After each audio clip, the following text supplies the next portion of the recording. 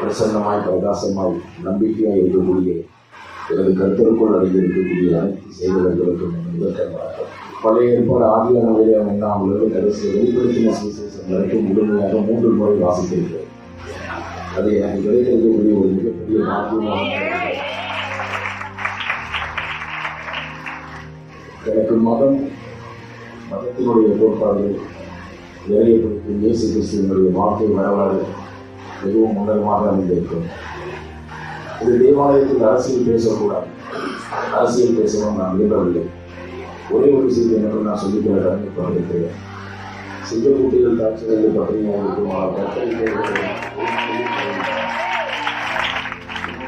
ஒரு நல்ல மனிதனின் நடைகள் கர்த்தரால் உறுதிப்படுத்தப்படுகிறது. அவன் விழுந்தாலும் தள்ளுண்டு போவதில்லை.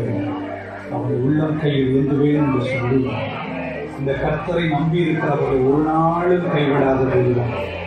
மத நல்லிணக்கத்தை பேணி காத்திடும் பாரதிய ஜனதா கட்சியின் வேட்பாளர் பொன் வி பாலகணபதிக்கு தாமரை சின்னத்தில் வாக்களிப்பீர்.